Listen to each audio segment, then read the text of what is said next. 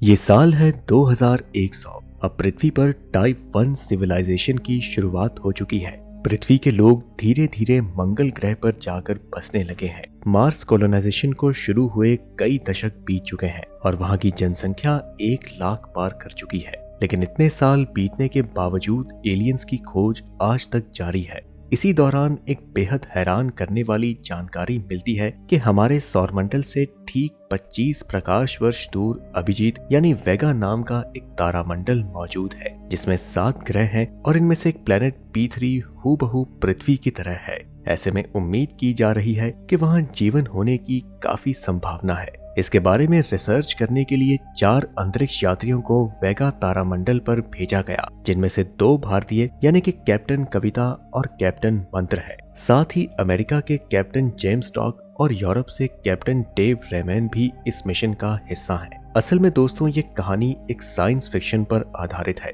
जिसका वास्तविकता से कोई संबंध नहीं है। इसका पहला भाग हम पहले बना चुके हैं, जिसको देखने के लिए आप डिस्क्रिप्शन में मौजूद लिंक को क्लिक कर सकते हैं। अब आइए इस कहानी के दूसरे भाग को विस्तार से जानते हैं। चारों अंतरिक्ष यात्री कई तरह की चुनौतियों का सामना करते हुए भी तेजी से P3 प्लेनेट की तरफ बढ़ रहे थे कि तभी उनके अंतरिक्ष यान के करीब से बहुत ही हाई स्पीड पर एक दूसरा यान ओवरटेक करता हुआ गुजरा, जिसे देखकर सारे कैप्टन्स हैरान रह गए। इससे पहले कि वो कुछ सोच समझ पाते, ये यान उनके यान पर बहुत ही फास्ट लेजर से हमला करने लगा। सारे कैप्टन्स जैसे तैसे अपने यान को बचाने में जुट गए और उसकी दिशा को इधर उधर करके हमलों से सुरक्षित किया गया। कैप्टन मंत्र अपने यान को सेफ्टी के साथ दूर ले जाने में कामयाब हो गए, लेकिन अब तक सभी उस हमले की वजह से शॉक थे। आखिरकार जेम्स टॉक ने चुप्पी तोड़ी और मंत्र से पूछा कि सर, आखिर ये स्पेसक्राफ्ट अचानक से आकर हम पर हमला क्यों करने लगा।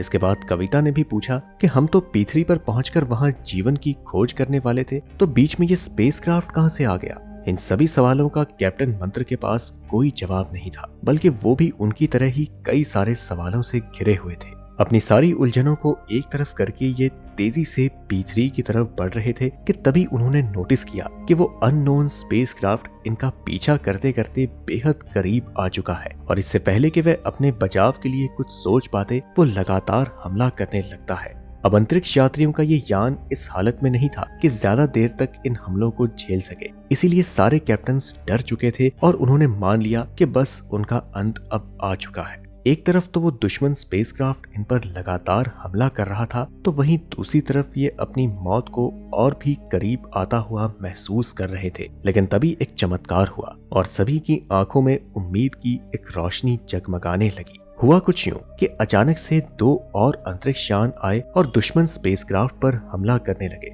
लगातार दोनों तरफ से हमला होता देख स्पेसक्राफ्ट ने तेजी से अपना रास्ता बदला और वहां से भाग निकला। सारे कैप्टन्स ये देख के हक्के बक्के थे और इससे पहले कि वो कुछ समझ पाते, इससे पहले ही ये दोनों अंतरिक्ष यान इनके यान के करीब आ गए। इन यान से मंत्र की सिस्टम पर कुछ कमांड्स आ रहे थे, जो कि लैंग्वेज को डिकोड करने वाला एक सॉफ्टवेयर था। इस मंत्र के यान में पृथ्वी वासियों की भाषा, ग्रामर और बॉडी लैंग्वेज स्टोर था, जिसे उन्होंने इस सॉफ्टवेयर की मदद से सामने वाली यान में ट्रांसफर कर दिया। इसके कुछ ही मिनट बाद उस यान से मैसेज आता है, हेलो, मैं हूं कैप्टन जे जॉर्ज और हमारे स्टार सिस्टम में आपका स्वागत है। आप पर हुए हमले को लेकर हम शर्मिंदा हैं। वो लोग हमारे कंट्रोल में नहीं है। जे जॉर्ज अपने यान से अपनी भाषा में बोल रहे थे, लेकिन उनका ये मैसेज मंत्र की यान में हिंदी में ट्रांसलेट होकर आ रहा था। जे जॉर्ज को रिप्लाई देते हुए मंत्र बोलते हैं, हेलो जे जॉर्ज, मेरा नाम मंत्र है और हम यहाँ से लगभग 20 प्रकाश वर्ष दूर पृथ्वी नाम के एक ग्रह से आए हैं। इसके बाद कैप्टन जे जॉर्ज ने कहा कि कैप्टन मंत्र, हम आपका और आपकी बाकी टीम का अपनी स्पेस कॉलोनी में स्वागत करते हैं, जो यहाँ से करीब ही है। आप मुझे फॉलो करके वहाँ पहुँच सकते हैं। कैप्टन मंत्र सोच में पड़ गए कि वहाँ उन्हें जाना चाहिए या नहीं। जब उन्होंने बाकी कैप्टन्स की तरफ देखा तो उन सभी ने हाँ में सिर हिलाया। इसके बाद मंत्र इनविटेशन को स्वीकार करते हुए दोनों यान के पीछे जाने लगे। करीब 2 घंटे के बाद वो एक बेहद लग्जरियस और एडवांस्ड कॉलोनी में पहुंच गए। स्पेस कॉलोनी की ऊंची ऊंची गगनचुंबी इमारतें, एयरपोर्ट्स और उनकी खूबसूरती को देखकर कुछ पल के लिए चारों कैप्टन्स उसी में खो गए। यहाँ पर एक बहुत ही बड़ी इमारत थी, जो कि बड़ी सी व्हेल मछली की तरह दिख रही थी। इस इमारत को बनाने का असल मकसद स्पेस कॉलोनी को ग्रेविटी प्रदान करना था। स्पेस में तैर रही इस खूबसूरत कॉलोनी में कैप्टन्स ने अपने यान की लैंडिंग की और वो बारी बारी उससे बाहर आए। इतने में कैप्टन जे चार्ज भी अपने यान से बाहर आ गए और यहाँ पर उन्होंने पहली बार एक दूसरे को देखा। जे चार्ज को देखकर चारों कैप्टन्स को काफी हैरानी हुई, क्योंकि ये हूबहू पृथ्वीवासी जैसे ही थे और इनके पास भी हूबहू वैसे ही 2 आंखें, 2 कान, नाक और बॉडी स्ट्रक्चर था। फर्क सिर्फ इतना था कि जे चार्ज की स्किन पृथ्वीवासियों से काफी लाइट थी और ये हाइट में भी काफी बड़े थे। जे चार्ज चारों कैप्टन्स के पास आकर बोलते हैं, आप यहाँ बिल्कुल भी घबराए नहीं,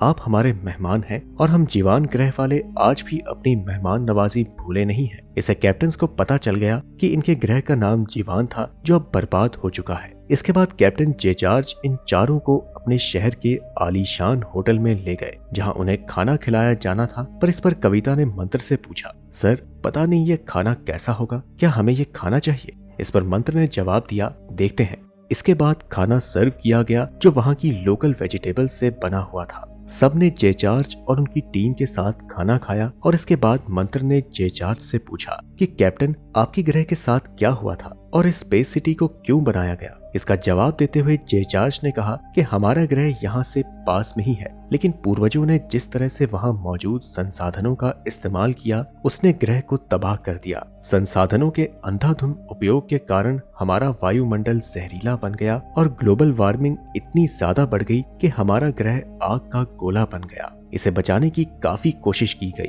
लेकिन बहुत देर हो चुकी थी और आग की भट्टी में तब्दील इस ग्रह ने लाखों लोगों की जान ले ली। हालांकि हम उस समय टेक्नोलॉजी में काफी आगे निकल चुके थे, नए नए स्पेस मिशंस को रन करते थे, लेकिन इतनी एडवांस टेक्नोलॉजी और पावर होने के बावजूद हम अपने ग्रह को नहीं बचा सके और इस स्पेस सिटी को बनाकर कुछ बचे हुए लोगों को अपने साथ यहाँ लाकर रहने लगे। ये हमारी चौथी जनरेशन है और मेरे साथ यहाँ जितने भी लोग आप देख रहे हैं वो इसी स्पेस सिटी में पैदा हुए हैं। ये सब सुनने के बाद मंत्र ने उदास होते हुए कहा, कैप्टन हमें अफसोस है कि आपने कितना कुछ सहा। इस पर जे चार्ज ने जवाब दिया, हाँ हमारी प्रजाति ने काफी कुछ सहा है। इसके बाद मंत्र ने पूछा, आपका ग्रह तो वेगा स्टार सिस्टम में नहीं है, फिर आपका तारा यानी सूरज कहाँ है और आप वेगा स्टार सिस्टम में जाकर क्यों नहीं बस जाते? इसका जवाब देते हुए जे चार्ज ने कहा, हमारी नजर वेगा स्टार सिस्टम पर है, लेकिन अभी वहाँ प्लांट्स, बैक्टीरिया और माइक्रो ऑर्गेनिजम्स डेवलप हो रहे हैं और इस अवस्था में हम वहाँ जाकर उसमें किसी भी तरह की बाधा नहीं डालना चाहते।